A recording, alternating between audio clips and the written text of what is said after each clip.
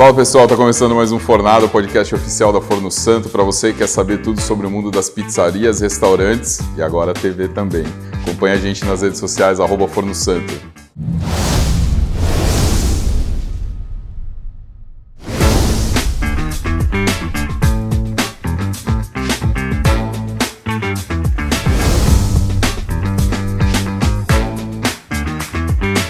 Fala pessoal, começando mais um Fornada e esse é um episódio especial. Tô com dois convidados aqui muito legais do Instituto Com Pizza mais uma vez. Tô aqui com o Roberto Dávila. Obrigado, Roberto. O Roberto é diretor-geral da Moonshot, que é uma produtora de TV, e a gente vai explicar por que ele está aqui, juntamente com o meu grande amigo Felipe Zanutto, da Pizza da Moca Pizza Shop, hospedaria E eu sou teu cliente, se não souber, bicho. Ah, esqueci. Perdi o cliente. Então volta. Vou ter que falar em alto. Não, vai, vamos lá. Da Honesta. Honesta. Porra. Viu? Jamais esquecerei. Tá. Agora o próximo eu vou gravar lá no Honesta, pra não ter... Pra me redimir, né? Pra não ter esse problema. Tá feio pra você. A concorrência tá assistindo e fala, ó, uma oportunidade aí. A concorrência bate forte, é impiedosa. Por que esse episódio é especial e por que a gente está com o Roberto aqui? Roberto da Moonshot, que é uma produtora que está produzindo o programa que vai estrear hoje, às 10 horas da noite, na GNT, o Que Bela Pizza.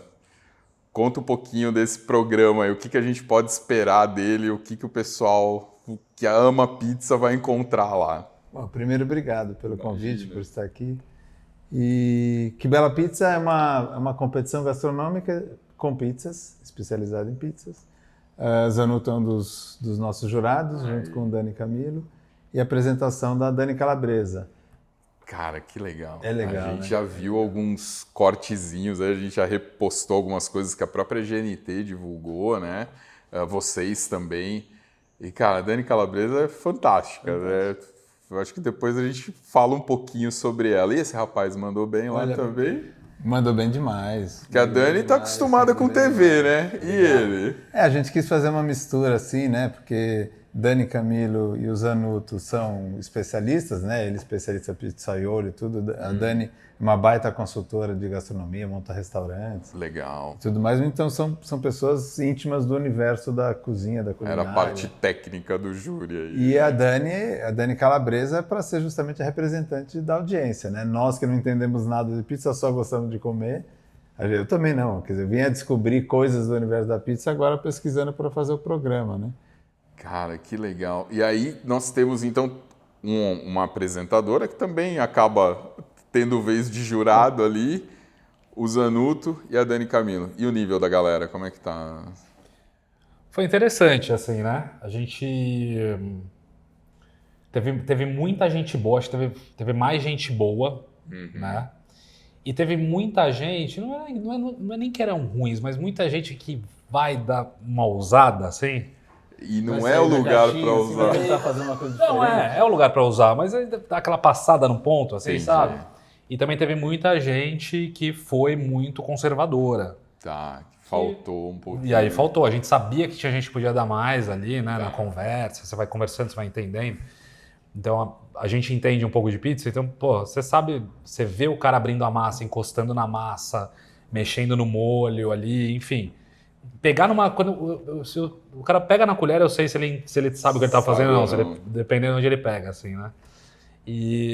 Mas foi num nível bem, eu fiquei impressionado, assim, eu achei. Que legal. Eu achei que foi muito bom, a escolha das pessoas foi certa, assim, sabe? Acho que todos os episódios deram um game, né?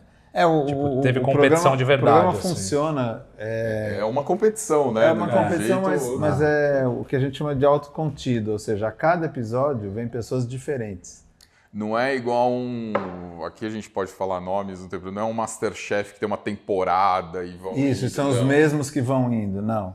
Cada episódio tem um começo, meio e fim. Começo, meio e fim, alguém ganha. Legal, tem um ganhador. Vem 3 pessoas no começo, eles fazem 3 provas, cada um faz uma prova livre, que é a sua pizza assinatura, um pouco como se fosse... Eu me apresento através da pizza que eu me reconheço como minha especialidade, e depois aí o programa propõe provas diferentes. Aí dentro começam de um os tema. desafios, né? Aí Tem que ter segundo o... e terceiro desafio. Legal. Aí elimina uma pessoa no meio e tudo.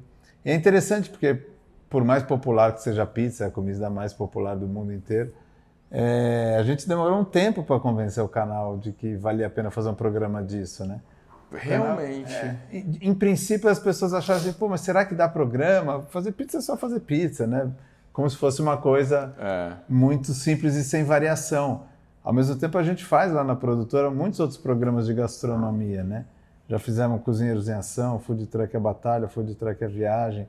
Fazemos Que Seja Doce, que está indo para a 10ª temporada. 10ª temporada. Quando a gente começou a fazer o Que Seja Doce 10 anos atrás, não tinha nenhum programa de doce na televisão. Confeitaria. De confeitaria nenhum. Inclusive, quando a gente começou a fazer, os confeiteiros ficaram muito felizes porque se achavam assim os bandidos. Né? Não, primeiro, não, se achavam os párias da sociedade, os bandidos, porque todo mundo batendo, o açúcar faz mal, a comida não sei o quê, não sei o quê.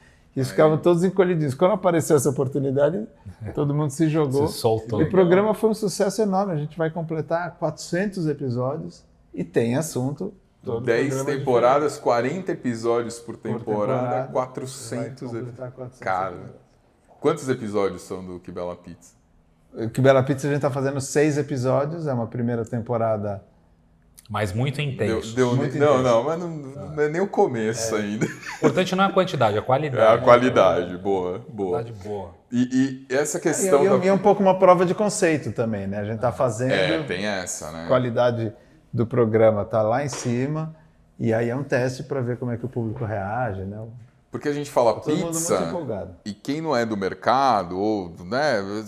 Pizza. A gente vê, eu do meu lado... com queijo em cima, pizza. E eu do meu lado, vendendo forno, o pessoal liga e fala assim, eu quero comprar um forno para pizza. Ah, legal, que tipo de pizza você vai fazer? Não, pizza, redonda. Né? E do mesmo jeito que vê o cara, não, o meu é uma pizza napolitana, o meu é uma pizza clássica, o meu é uma pizza contemporânea e tal. Cada um já vem começando. E aí, não é todo mundo que tem esse conhecimento. E às vezes...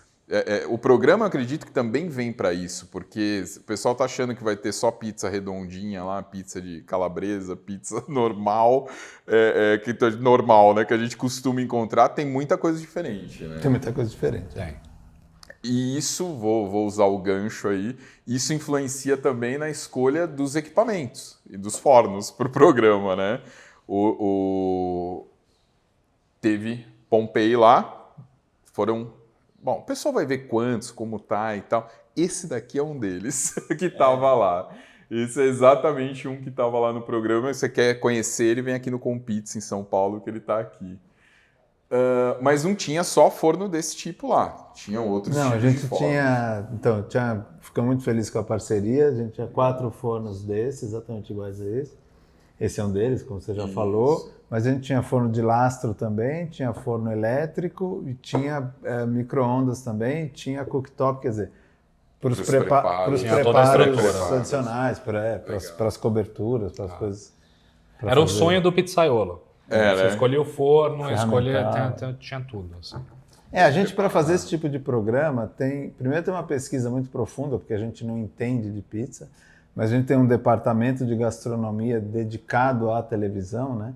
Então é um tipo especial, porque a pessoa precisa entender tanto dos preparos quanto dos tempos e como cenograficamente você montar uma cozinha que seja funcional e ao mesmo tempo cenográfica, né? Imagina o desafio. E o provimento de... Ficou linda a cozinha, né? Vamos ver o provimento de ingredientes, entender o que cada um vai fazer, você ter flexibilidade, ter à mão uma quantidade de itens de dispensa ali, que dê ao mesmo tempo flexibilidade para a pessoa mudar de ideia, fazer outras coisas diferentes. Sim, ficou lindo mesmo. Eu tive a oportunidade de ir lá no último dia de gravação.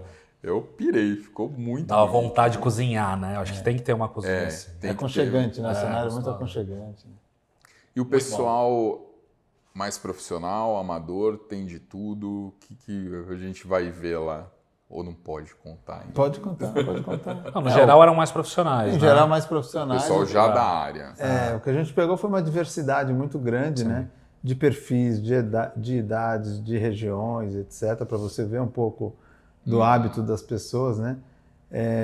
E também a gente tentou variar um pouquinho, mas a gente, como tinha só 6 episódios, a gente tentou as pessoas mais profissionais até para ter mais Digo, as pessoas mais profissionais, mas tinha gente lá que só tinha 1 ano na pizza.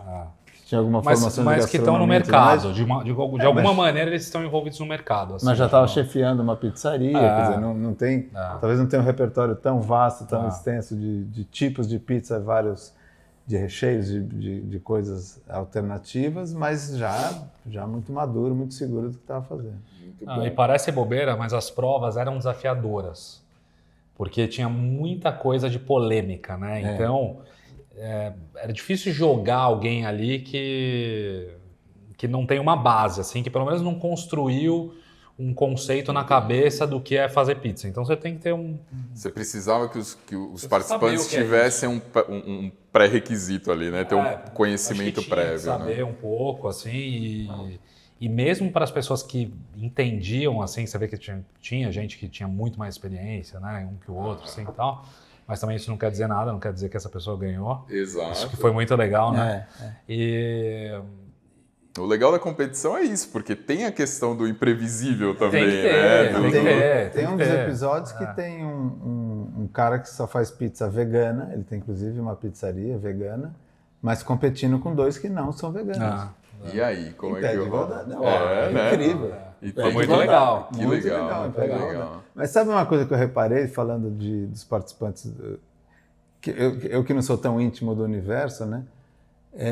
O universo da pizza dos pizzaiolos é um universo extremamente masculino.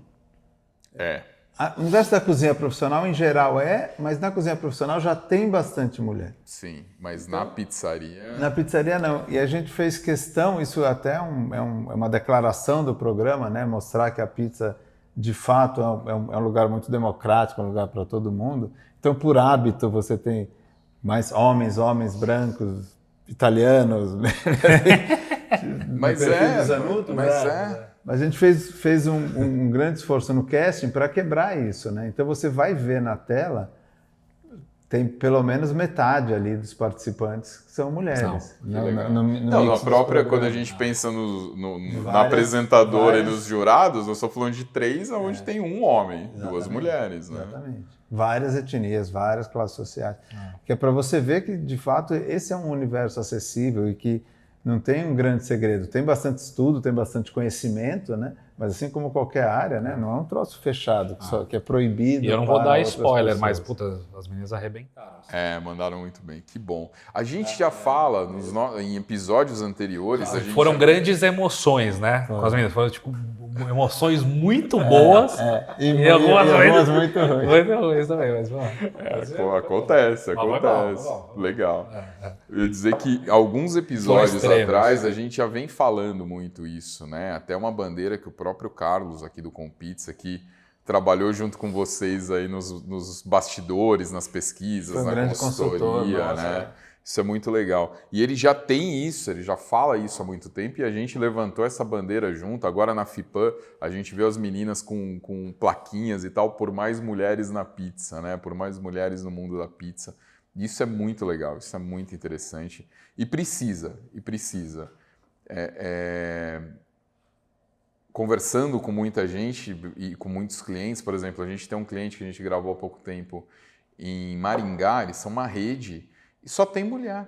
Na parte da pizza mesmo, tem garçom homem, são os diretores e tal, mas na parte da pizza é só mulher.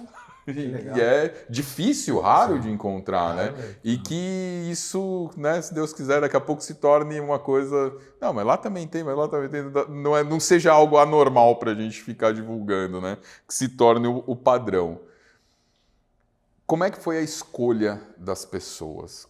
Quantas pessoas vocês entrevistaram? Porque assim, vamos lá, vamos começar a fazer conta. 6 episódios, 3 participantes, 18. 6 vezes 3, 18. Quantas inscrições vocês tiveram para o programa? Olha, eu não lembro exatamente quantas inscrições, mas foram algumas centenas. Nossa! A gente fez... Na verdade, foi até pouco, porque a gente fez um tempo de preparação um pouco curto entre tomar a decisão de fazer o programa e já ter que gravar. Mas a gente tem um departamento de casting muito ativo, né? Então entra em todos os fóruns que tem do assunto, usa as redes sociais dos nossos talentos, das pessoas para divulgar. E depois a gente tem uma ficha padrão lá e a pessoa se inscreve, currículo, experiência, fotos das coisas que faz. A gente faz uma pré-seleção gigante em cima disso. Dessa pré-seleção a gente entrevista, acho que entrevistamos uns 30 mais ou menos, 35, e aí desses 30, 35 a gente cruza esses critérios todos, que é a experiência, a região de onde vem, o tipo de pizza que faz, até porque quando você vai fazer os temas dos episódios, você precisa de pessoas que têm algum repertório naquele tema, né? Então a gente cruza tudo aquilo para daí fechar os 18. E nesse caso desse programa, a gente não compartilhou com eles antes, que a gente queria justamente que fosse surpresa para os jurados, para todos eles chegar lá e conhecer. Não saber quem é. Tem uma primeira parte do programa que, inclusive, eles já estão fazendo pizza, mas a Dani Calabresa entra sozinha, justamente para descobrir, para contar para o espectador quem eles são, né? Então conta um pouco da sua história, a pizza que a pessoa está fazendo a representa, por que a representa, de onde ela vem, muito por que legal o interesse isso, na pizza. E aí depois quando eles chegam também é surpresa. E é como ele falou, né? A primeira pizza, por exemplo, ali no programa, eles não veem ser feita, eles só provam. Mas é isso que você falou, né? Só pela cara da pizza, o mix de coisas, o jeito da pessoa, sabe. Quem tem experiência já e sabe. você sabe. A pessoa mostra quem ela é através da pizza. Então é muito legal, né? Então você tem uma base já, tipo, onde que ela busca inspiração, o que ela valoriza, essa pessoa, tipo, ela tem bom gosto. Um negócio de restaurante, cara, se você não tiver bom gosto, você trabalha com comida, esquece. Tem que ter bom gosto. Então você já sabe de cara se a pessoa tem bom gosto. Então já é uma coisa que você fala, vem coisa. Né? Então você já sabe, você já tem uma boa ideia de como as coisas vão andar. Às vezes vem uma surpresinha e tal. Não, sem dúvida. Que é legal, tem que ter. E é legal porque a pessoa se apresenta, oi, eu sou tal, de não sei aonde, trabalho tanto, mas ela mostra o produto que também a representa, né? Também a apresenta, né? Isso é muito legal. É uma ideia muito boa de você já começar a pessoa se apresentando com o seu produto, né? Com a pizza que a representa. Quantos tipos de pizzas nós tivemos lá? Quer dizer, quantas as pessoas vão ver, né? Nós estamos falando no passado porque já foi tudo gravado, né? Então vou te dar um spoiler de como era o nosso dia. De manhã até às 11 da manhã, a gente assava 18 pizzas. Porque a gente tinha as 3 pizzas que a pessoa fazia como apresentação, né? Cada um fazia uma. Só que em vez de fazer 3, eles faziam 6, porque a gente fazia uma segunda pizza para foto. Quando você está assistindo o programa, eles já comeram a pizza e tal, mas você corta para os detalhes da pizza. Ele fala alguma coisa no comentário, faltava tomate, não sei o quê, você tem as fotos da pizza feita, pronta, né? Então, era em dobro isso daqui. Aí na segunda prova, a mesma coisa. Só que aí, quando cortava para a hora do almoço, para o intervalo, para entrevistar as pessoas, a gente refazia todas as pizzas só para fazer planos em slow motion da pizza crescendo dentro do forno. Porque o negócio da pizza é muito sensorial, né? Sim. Então a gente queria esse elemento água na boca do espectador, que é você ver dentro do forno a pizza começando a derreter o queijo, borbulhar, a massa. ela crescendo a massa, você ouvia aquele creque. Então a gente foi refazendo todas as pizzas. Vai dar muita fome. Vai dar muita fome. Não, então o pessoal que tem delivery que acha que 10 horas da noite já tá na baixa, migão, se segura que o programa começa às 10 da noite, numa sexta-feira, né, hoje. Então se prepara aí, segura o delivery. Ele só vai ligar. E sábado também, porque vai ter uma reprise dele sábado, 6 da tarde. É o que eu ia te dizer, você tem o programa estreando, né, à noite, hoje 10 horas da noite, mas aí tem sábado, deixa eu pegar minha colinha aqui. Pega a sua colinha. Que a Ju mandou. Sábado às 6 da tarde, domingo às 15 e às 3 da manhã. Nossa, cara, pensa que imagina 3 da manhã com fome. 3 da manhã com fome, não tem pizzaria aberta? Que desespero. E terça, então, peraí, vamos lá, deixa eu falar direito que eu já... Sexta, hoje às 10, que é todo episódio novo, né? Isso. E aí sábado, reprisa às 6 da tarde, domingo às 3 da tarde às 3 da manhã, terça às 2 da tarde às 2 da manhã, quarta, às 9h45 da manhã, E sexta às 9 da manhã. Você que não abria na hora do almoço, olha aí. Já tem uma oportunidade. Muito bom. Então você tem essas reprises também, porque muita gente vai querer assistir, é dono de pizzaria. E sexta, 10 horas da noite, não é o melhor horário para ele assistir, né? Você tá bombando, trabalhando. Mas aí tem as reprises. Mas aí coloca lá na pizzaria, entendeu? O duro é que o pessoal começa a pedir. Põe lá, né? Põe lá, exatamente. Pô, gostoso, galera assistindo ali. O pessoal começa a pedir. Essa do cardápio é boa, mas agora eu queria aquela. Tem que estar preparado. Muito legal. A gente vai ver quem é bom. Você estava falando de um monte de pizza que vocês faziam, depois refaziam Tanto que e tal. a gente acabou até colocando dentro do programa, normalmente você não vê a equipe, né? Quem está por trás da câmera e tal. A gente acabou incorporando isso dentro do programa. Super diferente. E até a gente criou uma janelinha, uma boqueta ali dentro do cenário, que durante a degustação eles estão degustando aqui na mesa e as pessoas estão assistindo. As pessoas uma banda. Estão assistindo e depois você leva lá para todo mundo come. Provar para todo mundo comer. Que é o que aconteceu nos bastidores mesmo, porque essa quantidade de pizza... Nossa, todo mundo comeu um monte de pizza. Antes da gente falar dos bastidores, conta um pouquinho então do que tem de diferente do Que Bela Pizza para outros programas. Quando a gente pega, por exemplo, o Que Seja Doce, que é um programa que vocês fazem também, que é super bacana, 10ª temporada, sucesso. Mas também tem uma dinâmica próxima, porque se você falar, são 3 apresentadores jurados, eu tenho 3 competidores, às vezes em dupla, né? Muitas vezes em dupla, muitas vezes, todas as vezes. Todos que eu vi foram duplas, são todos. Duplas, e aí no meio do programa sai tem um começo, meio e fim, um vencedor do programa. Então eu posso esperar a mesma coisa do Que Bela Pizza? Como estrutura é semelhante, mas justamente a gente identificou na pizza que tem 2 coisas muito fortes. O primeiro que é isso, uma relação afetiva, emocional que as pessoas têm com a pizza muito forte. Tem esse aspecto lúdico e que eu estou chamando de sensorial, né? Que é você também comer muito com os olhos e você ter isso daí. E aí, para a gente chegar nisso, a gente identificou que precisava uma linguagem e um tom diferente.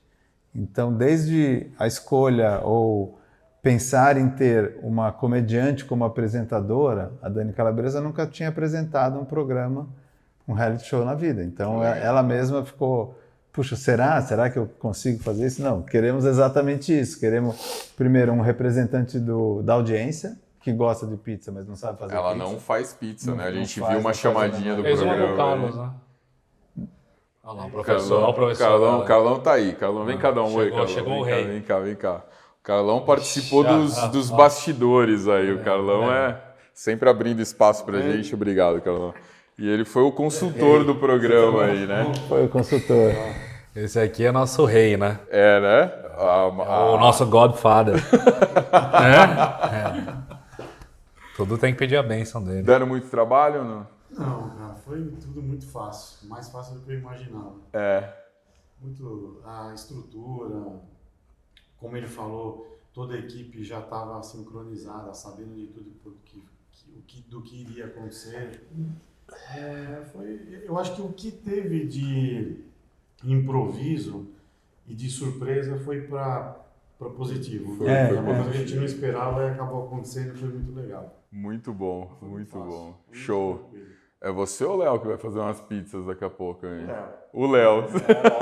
Campeão mundial, né, cara? Campeão mundial. Daqui a pouco nós vamos falar do Léo, filho do Carlos. Carlão, obrigado, viu, cara? Valeu, obrigado.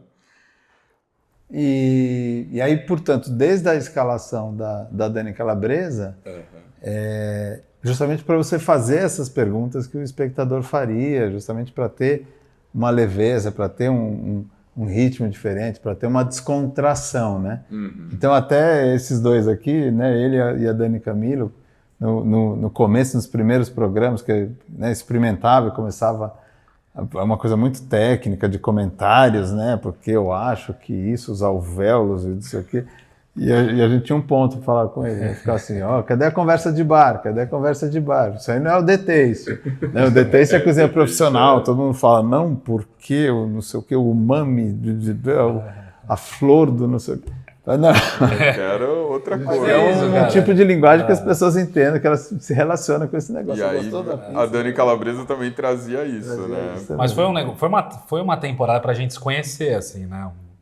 É um negócio novo. A pizza é um negócio novo, assim, de profissionalismo mesmo, né? Então foi pra gente se conhecer e entender, ver o que a gente queria, o que a Moonshot queria. Porque o gostoso da pizza é falar leve dela mesmo, sabe?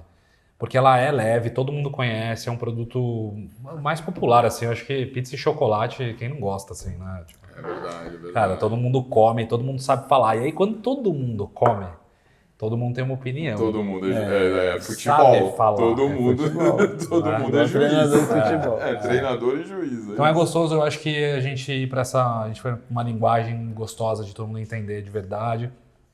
Mas também técnica, né? Sim. Então ficou um programa para todo mundo, assim. Então um profissional um... vai assistir, vai absorver, legal. Vai ver coisa, vai ser legal. E, tipo, minha mãe também vai assistir, vai falar, porra, que legal, engraçado demais, gostoso, quero comer uma pizza, assim, né? Isso é legal. Vai ser assim. Porque às vezes também as experiências que a gente tem na TV, principalmente de competições de reality, quando envolvem pizza no Brasil, foram sempre um capítulo, uma coisinha, e aí não era o cara especializado nisso, ele fazia alguma coisa lá e nem sempre era realmente uma pizza que ele estava chamando de pizza. E aí quando você traz um programa com essa temática, com tudo pensado para isso, não tem como não ser técnico, né? Porque você acaba tendo que eliminar alguém, existe uma competição, né? A competição não é por simpatia, tem a questão técnica, mas é legal essa abordagem que vocês deram de deixar tudo mais leve, mais descontraído, sim, com uma linguagem mais tranquila. Ficou divertido, né? Não tinha como, né? Tinha que ser. Pizza é muito divertida, é família, cara. Não dava pra ficar pesado. Legal. Aí, 6 episódios, mais ou menos, aí de 30, 40, 50 minutos cada episódio. Gravou rapidinho, uma semana gravou tudo, foram umas 10 pessoas envolvidas, foi muito simples, né? Eles acham que é assim. É a visão de quem tá em casa. Porra, tá louco, cara. Ficava o dia inteiro, né, gravando para filmar um episódio. Agora, quanto tempo de gravação para 6 episódios? Quantos dias de gravação? A gente gravou 8 dias. 8 dias para 6 episódios de nenhuma hora cada um. 12 horas por dia gravando.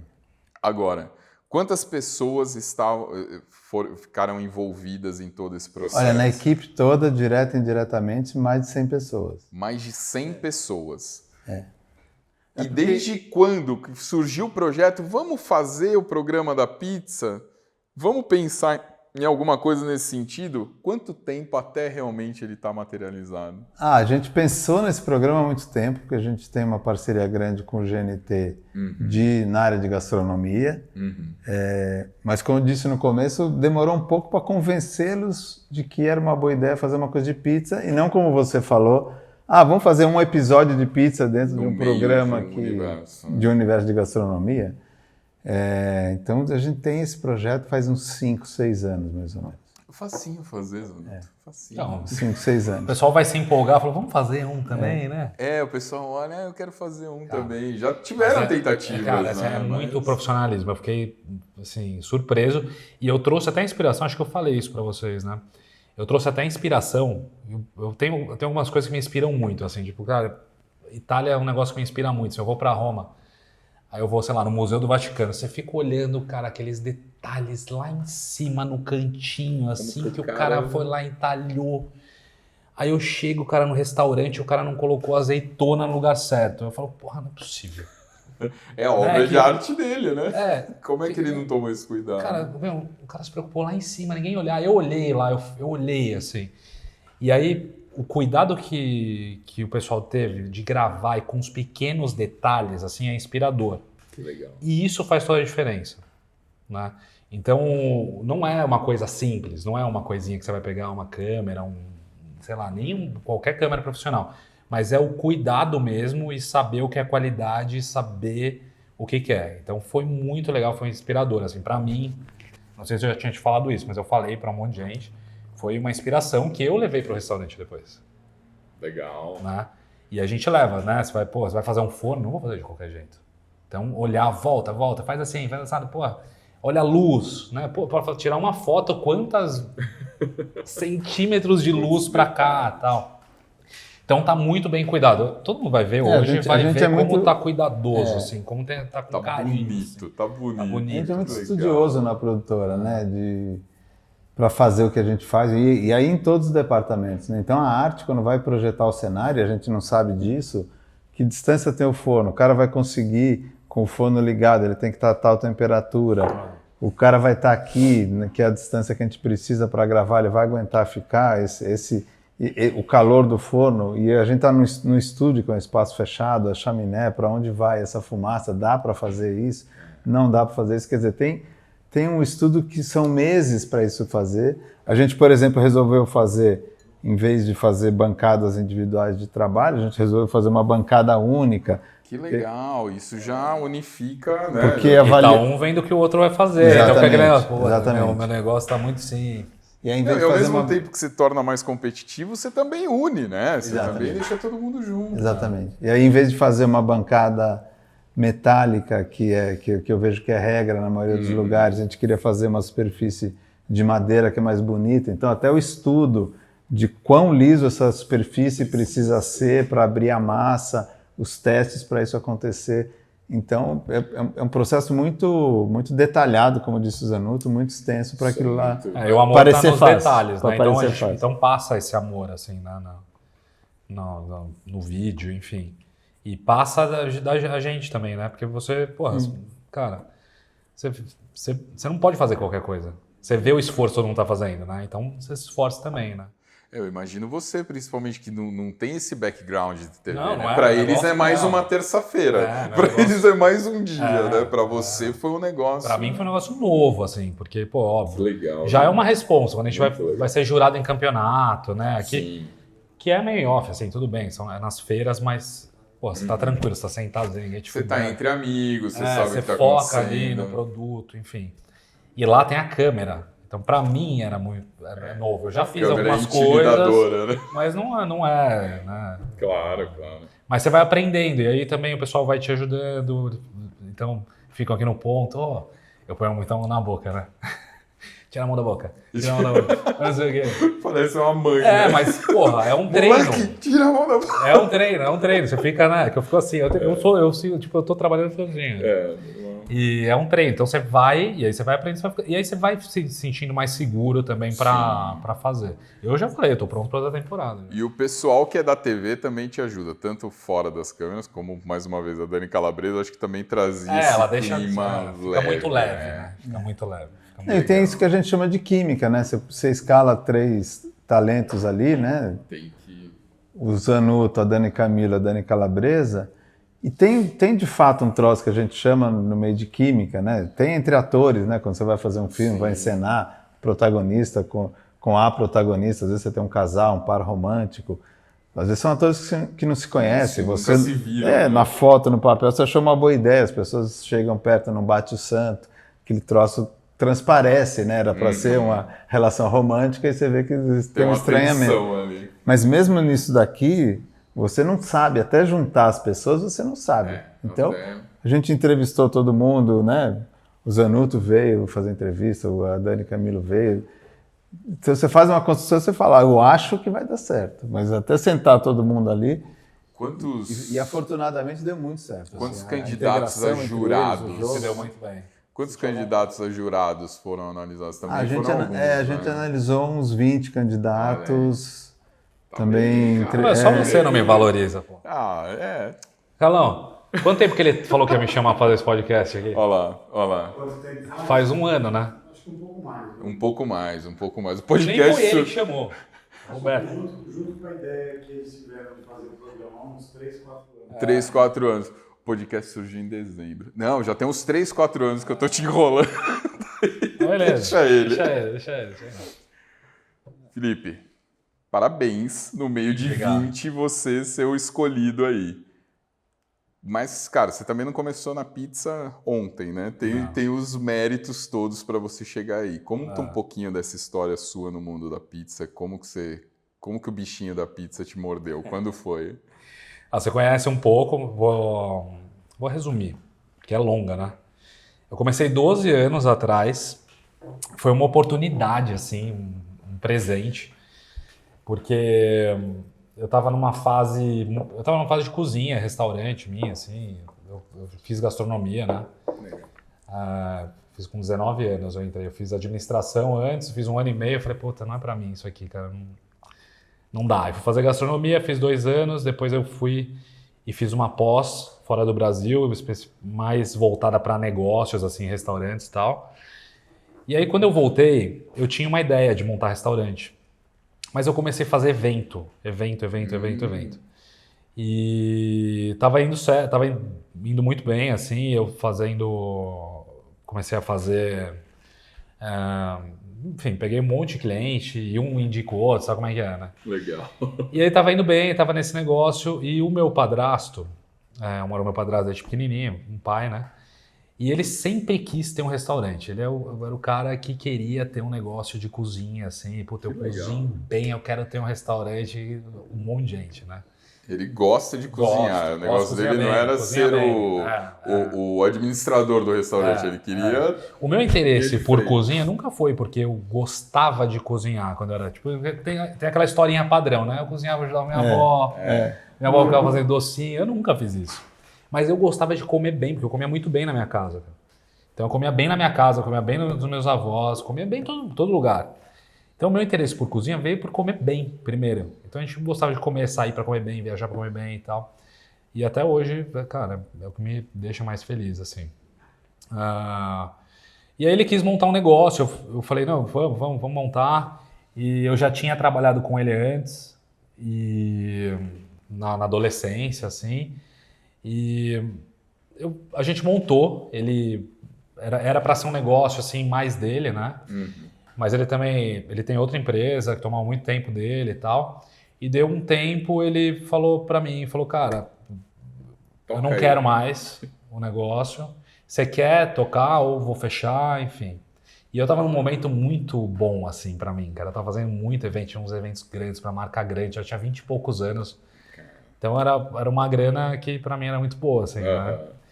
E aí eu pensei e falei, pô, cara, não dá pra não aceitar, né? Então era uma pizza pequena, eu ajudei a montar a pizza da Moca.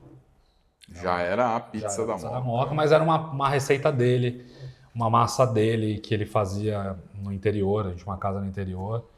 E a gente fazia pra uma galera, assim, fazia pra 30 pessoas. Então até isso foi a escolha da pizza pra ser um negócio. Eu falei, faz uma coisa que você saiba fazer e que você tenha... confiança em fazer, né?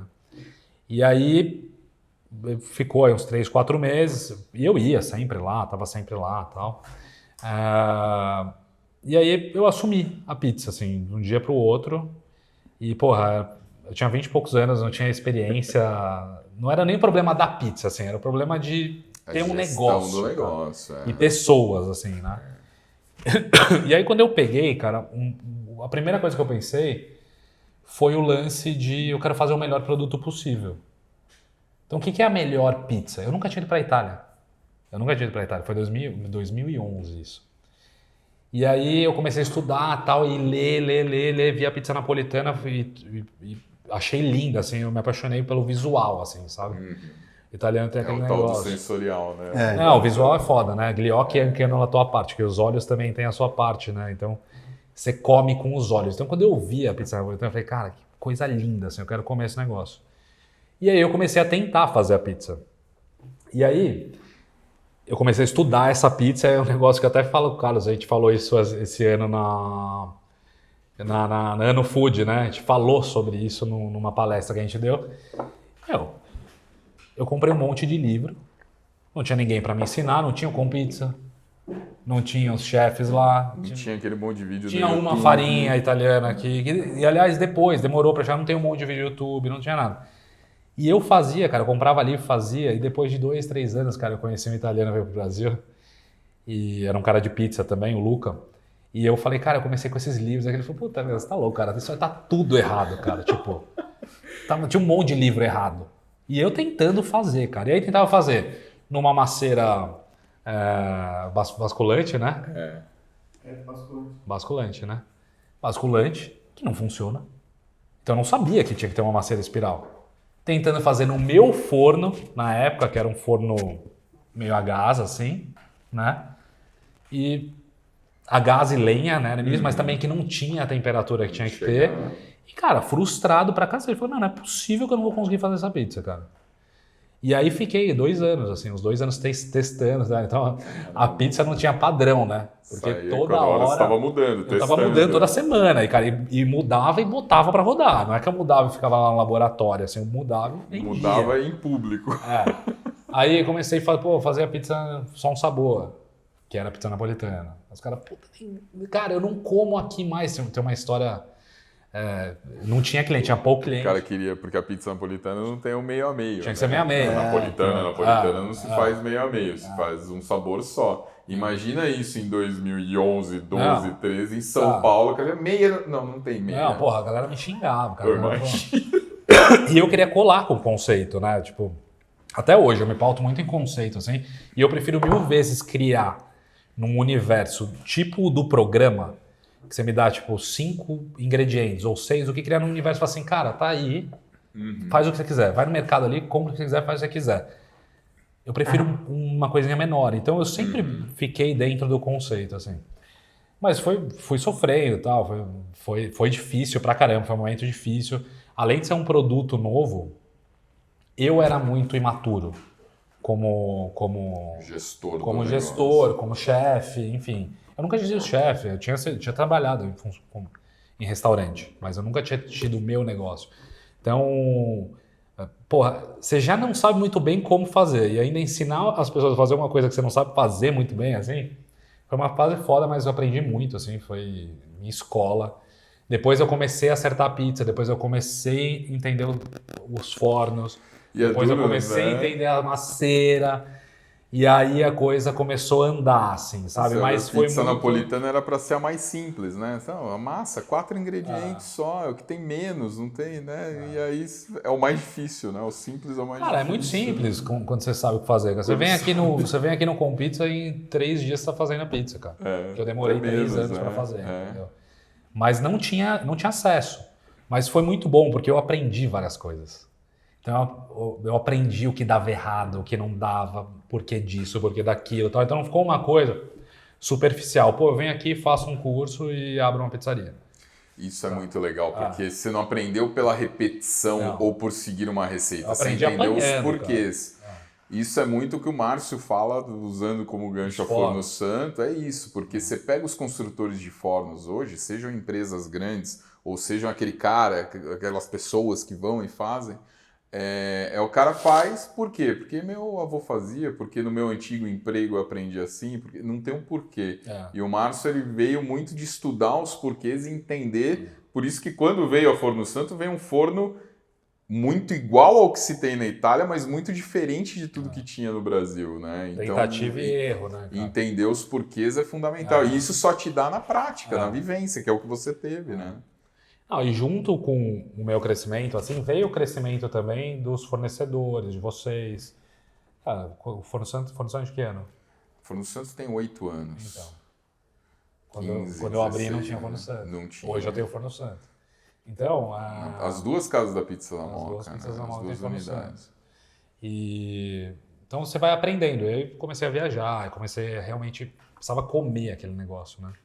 Porque eu tava só vendo, né? Eu tava só olhando, assim. Você estava baseado no seu gosto e no seu livro. Nos livros, né?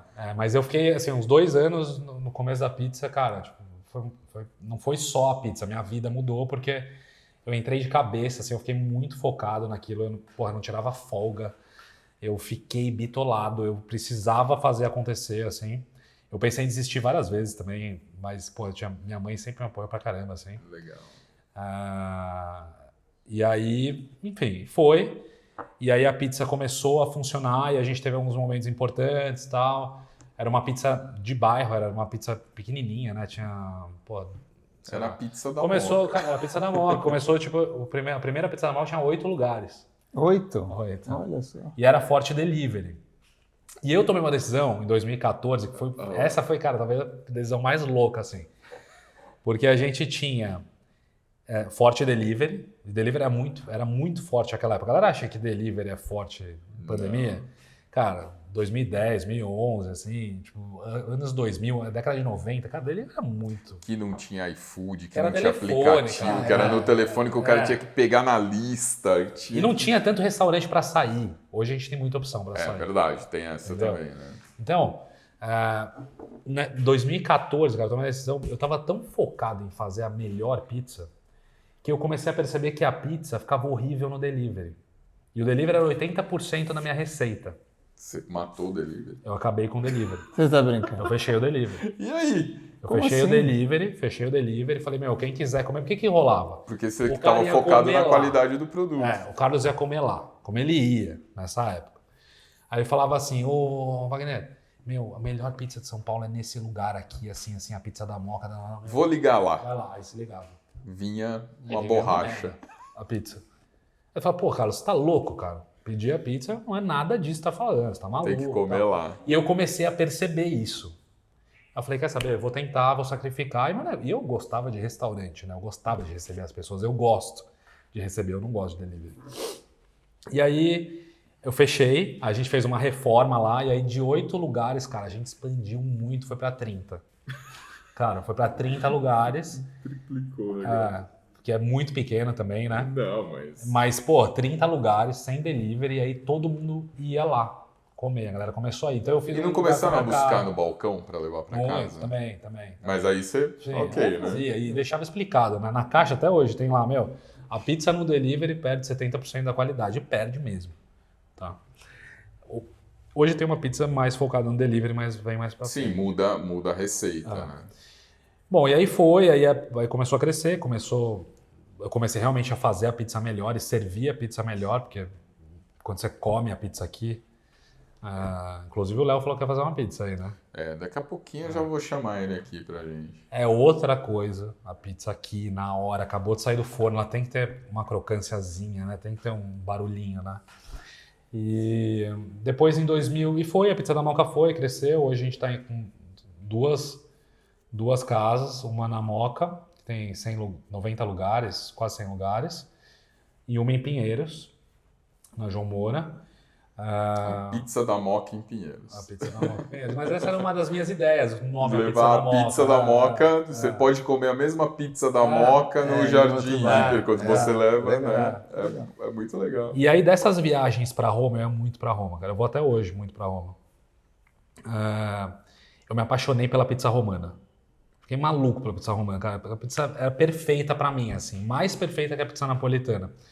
Porque além de, óbvio, querer fazer uma coisa legal, a gente tem uma coisa que a gente nunca pode negar, que é o que a gente comeu a vida inteira, e tem que respeitar isso. Claro. Então eu sempre comi a pizza, cara, de bairro, aquela pizza fermentação de 2 horas ali, fermento pra caramba. Tá acabando a massa, faz mais um pouco aí que bate já aí, vai... bate agora. E essa pizza nossa aqui, paulistana, principalmente as pizzarias que eu comia, que era São Pedro, o Ângelo, né, na Moca, são clássicos, assim. Uhum. Eu ia comer com meu pai depois do jogo de futebol, a gente assistia o jogo do Palmeiras, sempre passava no Ângelo, ou no Ideal, não sei se você conhece. Não conheço. Calão, você não conhece o Ângelo, Ideal. Você nunca me levou lá, pô. Comer pizza num balcão, Ah. Você conhece? Não conheço. Pô. Olha lá. Vou fazer um tour com os caras, vai.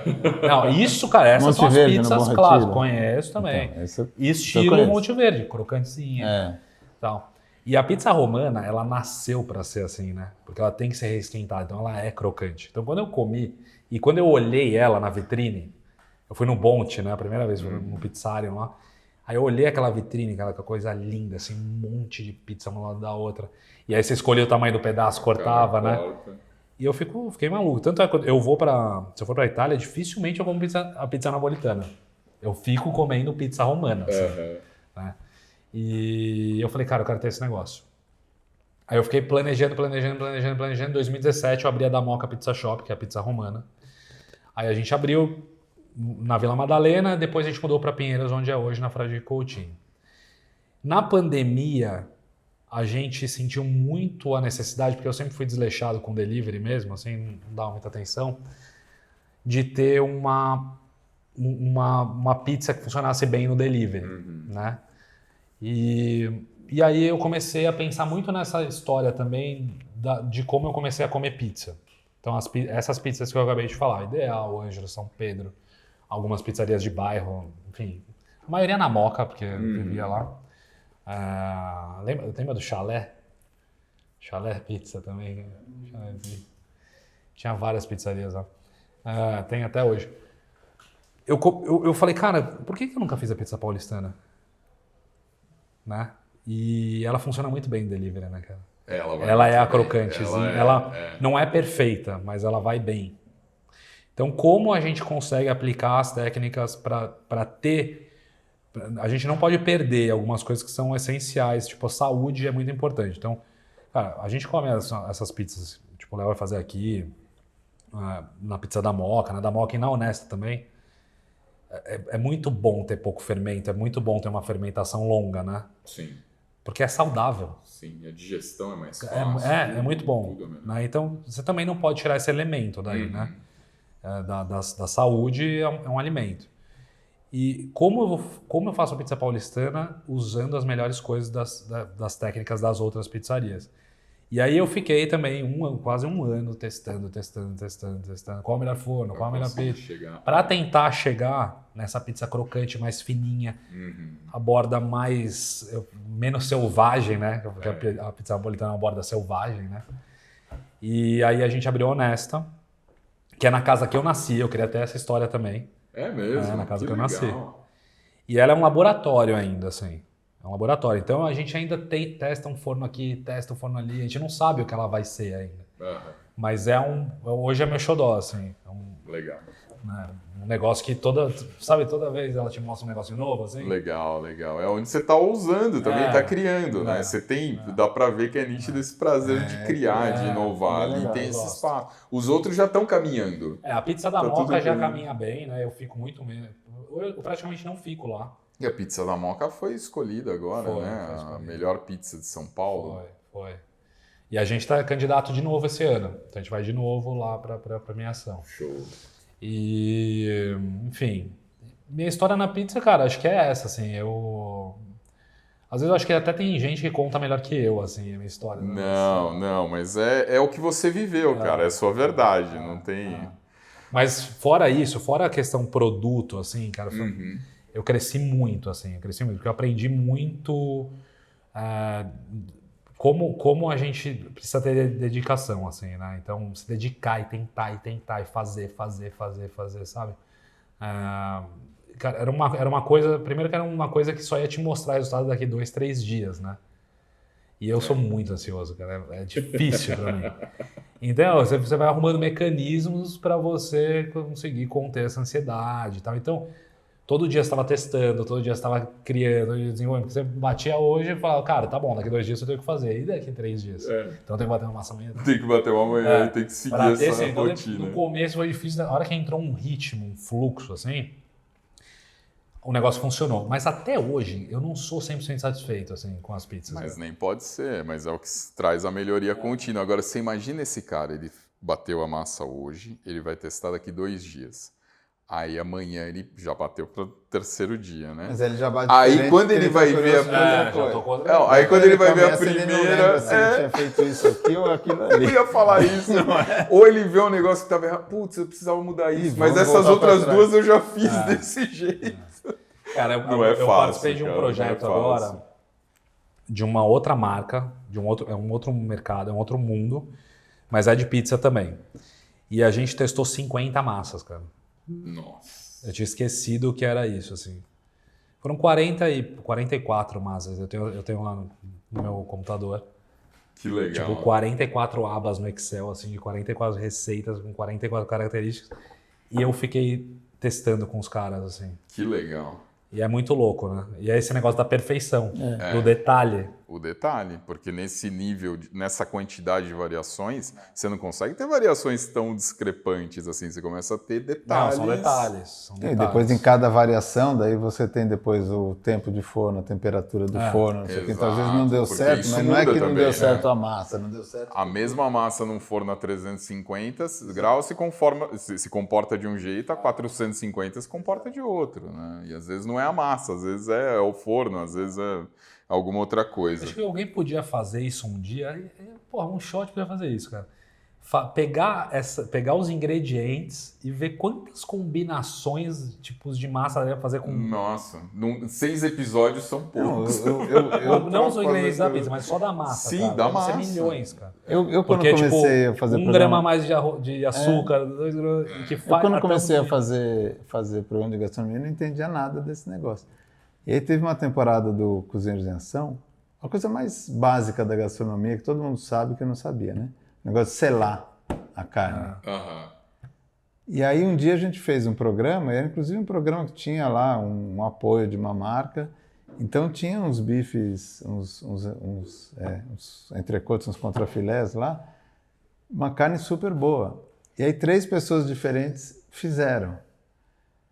Se você não tivesse visto o processo inteiro, você ia dizer que eram carnes totalmente diferentes. Por causa do processo. Porque os caras que faziam direito, né, a chapa super quente, selou, não sei o quê, cortava a carne toda suculenta e tal. E um dos caras, ansioso, que tinha que fazer num certo volume, ele começou a carne resfriada, ele começou a pôr vários bifes ao mesmo tempo. Aí baixou a temperatura da chapa, todo o líquido foi para o fundo, o negócio cozinhou em vez de fritar, não sei o quê. A hora que via era um bife baixinho, todo marrom branco, por dentro, duro. Não é possível que seja a mesma carne, sabe? Então, só o processo, né? O produto perfeito e o processo, eu não fazia ideia. E a pizza é muito legal, porque eu também, antes de começar a trabalhar na Forno Santo, vinha de outros mundos, nada a ver com isso, e aí você começa a ver, mas tipos de pizza? Aí dentro do mesmo estilo de pizza, mais um monte de tipos diferentes, um monte de variações. E aí você fala, que legal, né? Eu acho que o programa também vai ajudar a trazer isso. Você mesmo, você falou, você está... com a Honesta, pizza da Moca e o da Moca Pizza Shop. A hospedaria também tem pizza? Não. Mas são 3 casas de pizza, 4 casas, sendo 3 de pizzas e uma pizza totalmente diferente da outra. Totalmente. Não faria sentido, né? Pizzas diferentes, talvez para público. E nem sempre são públicos totalmente diferentes, né? Não, ela come na pizza da Moca, outro dia come na Moca, enfim. Falando em tipos de pizza, deixa eu abrir um parênteses aqui. Cadê o Léo?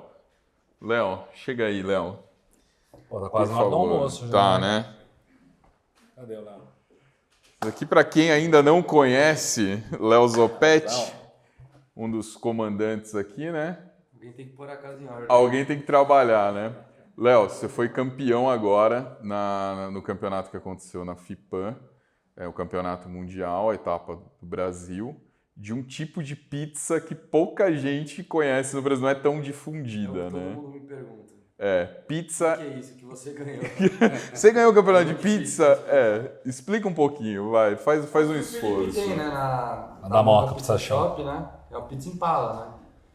Pizza Impala que eu fiquei em primeiro lugar e a pizza inteira, que é o mesmo tipo de pizza, só que a gente usa assadeira. Então uma vai direto no lastro do forno, que inclusive eu faço no meu curso usando o forno santo. Abaixo da temperatura eu dou uma... porque normalmente o pessoal usa forno elétrico, né? Que acaba tendo um controle mais... Mas a gente consegue replicar. Assim, que legal. Entendendo o processo, a pizza, a massa, fica fácil. Jabazão do bom. Cara, essas 2 pizzas, pra mim, não sei pro Léo, mas são as pizzas mais difíceis de fazer, cara.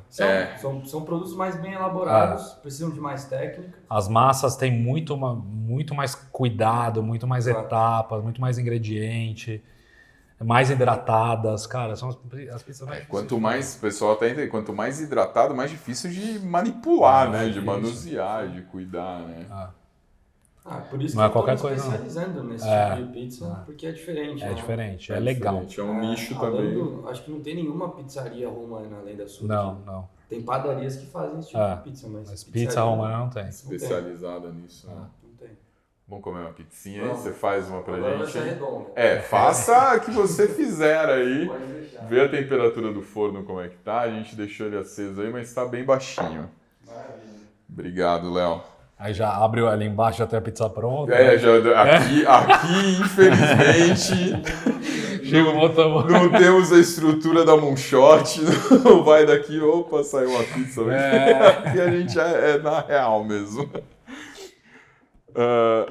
Bom, não é à toa, então, que você chegou e foi escolhido para ser o jurado dessa competição aí, desse programa tão legal, que eu acho que mais do que uma competição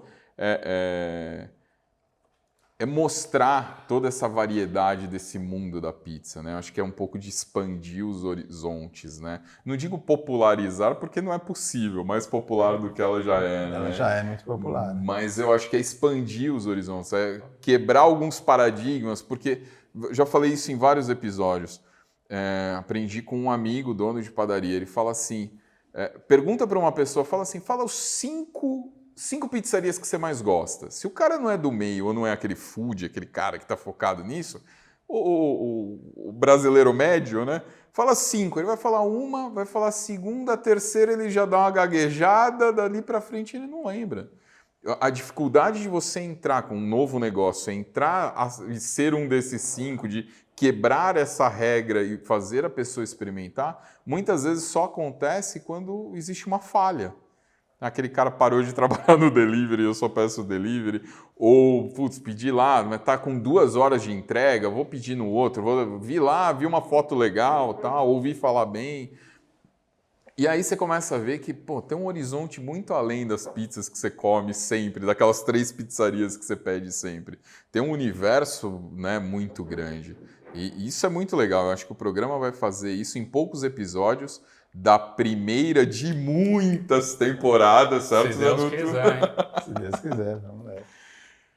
A Moonshot não caiu de paraquedas nesse negócio do Que Bela Pizza, desse programa de pizza. Ela já vem, você já contou aí alguns, o Que Seja Doce, a 10ª temporada, mas já vem de muitas outras coisas, até além da gastronomia, né? Quanto tempo existe a Moonshot? A Moonshot tem 22 anos, completou 22 anos agora. E a gente faz todo tipo de produto audiovisual, né? Todo tipo de entretenimento. A gente não faz publicidade, a gente trabalha só com conteúdo, com entretenimento. Mas aí a gente faz filme de longa-metragem, faz série dramática, já trabalhou com Netflix, já trabalhou com Amazon, já trabalhou com Globoplay.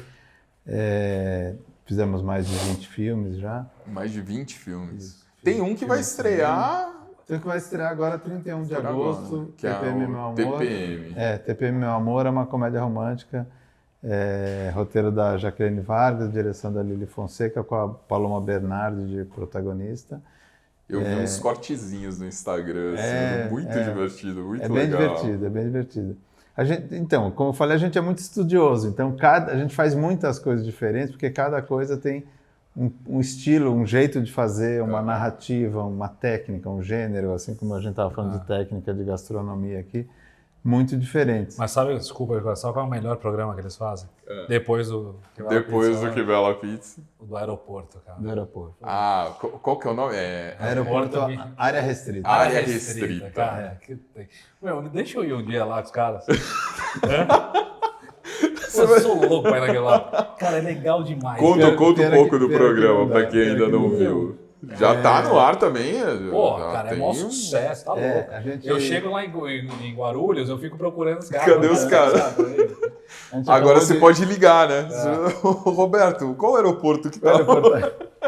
A gente acabou a 5ª temporada de gravar agora, estreamos esse ano a 4ª temporada e estamos preparando para rodar a 6ª, enquanto não estreia a 5ª.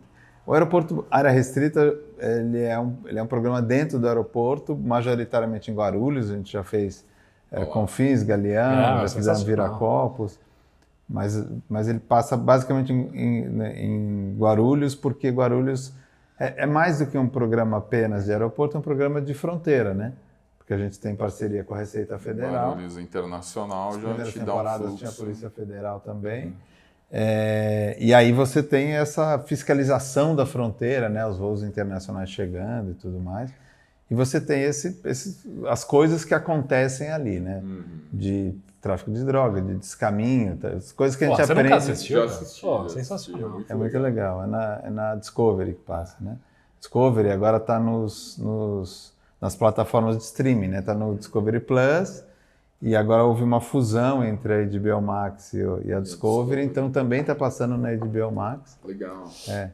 E como tudo... Isso é bom para vocês, né? Porque são mais canais passando o programa de vocês. Não é melhor do que Bela Pizza, mas é diferente, né? É diferente. Obrigado, Carlão. Pô, eu tomo mais um café desse. Você quer mais um cafezinho também? Não, toma aí, pô.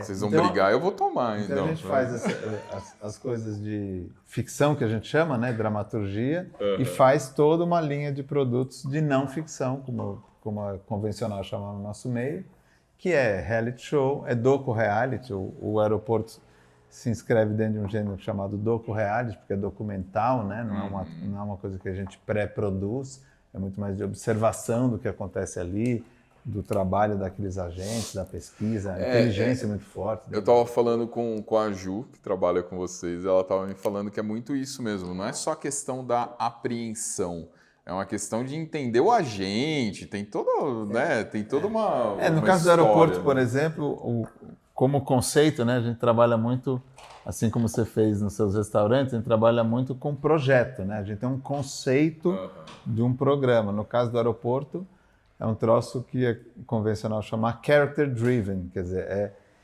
o eixo dirigido narrativo pelos personagens da vida real, naturalmente, né? Então a gente fez uma pesquisa ampla de personagens também, ou seja, daquelas pessoas que trabalham naquela repartição, é uma repartição pública no final, quem são os caras que têm um perfil de trabalho que é exemplar, obviamente em associação com eles, né? Que é exemplar e ao mesmo tempo rendem para a gente em termos de câmera, né? De aparecer. E aí a gente segue o procedimento dessas pessoas. Então, aquilo vira... É a vida do cara, né? É o dia do cara. Né? Então difere muito do jornalismo, porque aquilo vira um programa de suspense.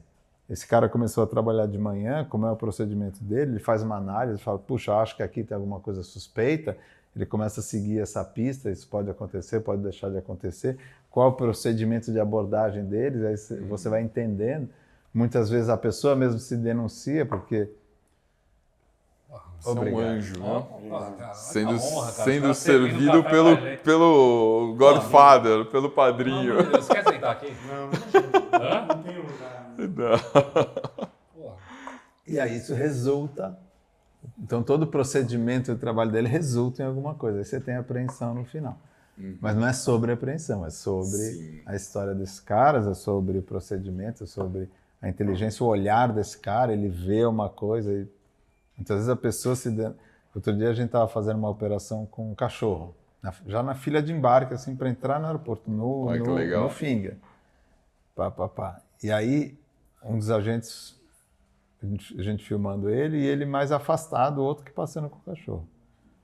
E aí depois ele dá um depoimento para a gente que ele diz assim, eu na verdade não presto muita atenção no cachorro, porque o cachorro muitas vezes é bem treinado, ele vai... Ele tem o trabalho dele, né? Ele fica prestando atenção em quem fica nervoso. Então se ele vê que a reação da pessoa que é nervosa, às vezes o cachorro nem para, mas ele pede para revisar a bagagem daquela pessoa, às vezes vai lá embaixo, pega a bagagem que já foi despachada e revisa, e aí muitas vezes acha isso. Então é isso aí, é o negócio da experiência, o negócio de você ter o treinamento. Então a gente é muito obsessivo em chegar nesses resultados. Conseguir chegar nesse resultado, porque senão você acompanharia o cachorro. Se o cachorro parar, tem história. E já teve muitas, e muitas histórias muito divertidas até. Uma vez a gente estava fazendo bagagem desacompanhada, o cachorro parou numa carga assim, aí abriu, eram uns calendários com motivo festivo, carnaval, não sei o quê, umas fotos coloridas assim. Calendário de papel. Nada demais. Aí os caras ficaram um tempo e o cachorro... Tem coisa aí. Tem coisa aí. Aí eles rasparam o verniz da foto. Era cocaína. Tinha cocaína misturada. E aí os caras até falaram, olha, isso daqui, a quantidade de cocaína, acho que não justifica. Acho que isso aqui é teste. Eles estão testando para ver se vai. As rotas e os meios de você tentar burlar a vigilância. E aí, olha só. Isso vai muito além. Fique esperto. É muito impressionante. E você tem um assim filme... como a gente faz essas coisas, a gente faz reality show de competição. Então, gastronomia acabou. Foi um boom conosco, né? A gente fez Cozinheiros em Ação, a gente fez 7 temporadas. O The Taste Brasil, que é o de cozinha profissional, a gente fez 5 temporadas, aí parou um período, acabamos de fazer a 6ª temporada, estreia agora em setembro. Legal. Foi muito legal também, porque a gente tinha 3 jurados homens e uma mulher, e aí agora a gente foi com 2 jurados homens, 2 mulheres. Legal. E também muito diverso nessa coisa da cozinha profissional, que tem a mesma questão de ser muito masculina, né? E mesmo os candidatos, a gente fez lá no The Taste diferente do que a gente fez aqui, porque a gente escolhe um grupo e o grupo vai progredindo ao longo dos episódios até alguém ser campeão, né? Mais parecido com a dinâmica do MasterChef. Só que no nosso primeiro episódio, no caso do The Taste, a gente reproduz um processo de seleção. Então a gente põe 30 pessoas para escolher os 16 que vão competir. E o The Taste é legal porque é baseado em prova cega, só o sabor, né? Você não vê quem cozinhou. Você só põe na boca e escolhe se você quer ou não. Você não vê o preparo também. Você não vê o preparo. Você não vê quem fez. Serve numa colher desse tamanho. Então o cara põe na boca um bocado só e ele tem que tomar uma decisão se aquele cozinheiro é bom ou não, o que tem naquela comida, e aí escolher se ele escolhe a pessoa ou não. E também, já nessa primeira seleção, você vai ver ali quando estrear no primeiro episódio, desses 16 que entram no programa, a maioria é mulher. Que legal. Não é? Não é legal? E aí já nessa... Traz isso que a gente tanto busca, precisa. Me conta do Predestinado. O Predestinado é um filme de longa-metragem que a gente fez, é um projeto também de muitos anos, é a biografia do Zé Arigó. O Zé Arigó, para quem é mais novo do que a gente, não vai lembrar quem é. O Zé Arigó é um personagem que viveu em Congonhas, em Minas Gerais, nos anos 50 e 60, e ele foi a primeira pessoa a fazer operações espirituais. É um filme, portanto, de fundo espírita. E esse cara, com uma faca de cozinha, com um canivete enferrujado, não sei o quê, cortava nas pessoas e operava as pessoas sem nenhuma preparação prévia. E curou. Tem o registro de imensos 20 casos de cura de leucemia, câncer de todos os tipos, catarata. É impressionante. Tem registro em filme desse cara ainda. A gente restaurou o filme. Por isso que tem um... É quase um documentário também, né? É um filme de longa-metragem. O Danton Mello representa o Arigó, a Juliana Paz faz a mulher dele. Mas nos créditos finais do filme a gente recuperou e você vê as cenas que a gente reencenou no filme, você vê o Arigó real fazendo aquilo. E era muito impressionante e inexplicável, né? Inexplicável. Vieram cientistas americanos à época da NASA para analisar o fenômeno, viram que era verdade, o cara realmente cortava, não infeccionava. Em 2 minutos ele fazia um procedimento complexo que normalmente duraria horas para acontecer aquilo. A pessoa saía bem sem nenhuma anestesia, sem nenhuma asepsia. Era muito impressionante. Então, fizemos esse filme ainda antes da pandemia. Durante a pandemia fecharam os cinemas, a gente esperou a volta e lançamos em setembro do ano passado. Legal. Agora ele está disponível no Telecine e vai entrar no final do ano no Netflix. Muito legal, muito legal. Ele está circulando aí, daqui a pouco vai para a TV aberta. Saindo de filme, saindo de gastronomia, vocês têm o Self-Made. Self-Made Brasil. Como é que conta um pouquinho desse daí? Isso é bem legal também. Self-Made, a gente tem isso... Esse é Sony, né? Esse é Sony, o canal Sony. A gente tem isso lá na produtora, que a maior parte dos reality shows que se faz no Brasil, especialmente nesse de competição, são formatos adaptados estrangeiros, né? E a gente tem isso desenvolvemos o expertise de criar nossos próprios formatos, né? Então o Self-Made é também na área de gastronomia. Na verdade, a primeira temporada é na área de gastronomia, que é possível replicar esse mesmo formato em outras áreas, mas basicamente é a área de gastronomia ligado com o pequeno negócio, ligado com o empreendedor.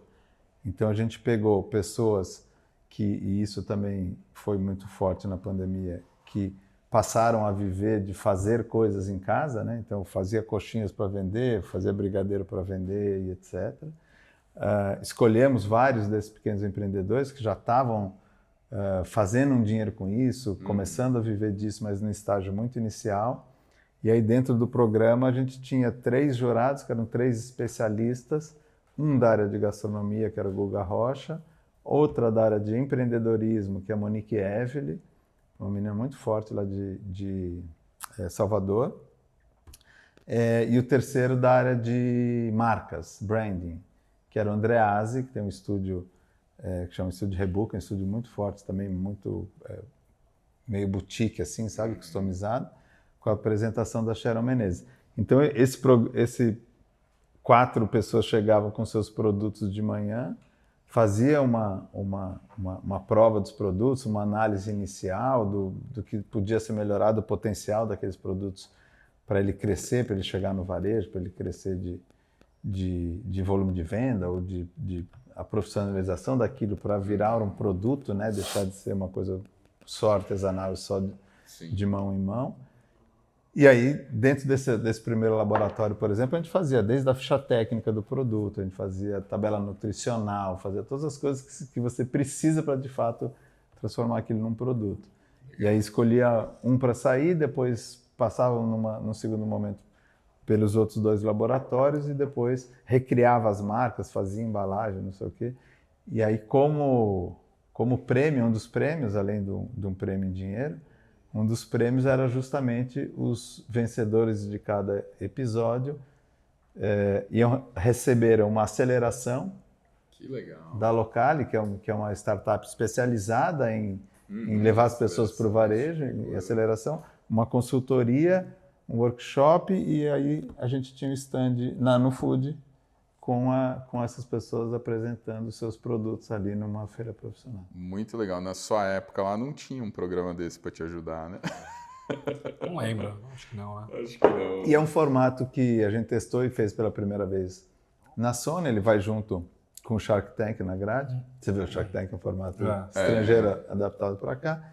E agora a Sony, como distribuidora, está começando a vender o nosso formato para o exterior. Que legal, que legal. Muito bem, vamos dar espaço para o pessoal fazer as pizzas para a gente comer aqui. Bom, deu para ver que o programa tem muito preparo, tem uma equipe muito boa por trás disso tudo, tem muita pesquisa, muito estudo, e eu tenho certeza que vai ser um sucesso, vai ser a primeira temporada de muitas aí. Parabéns, obrigado, valeu, parabéns.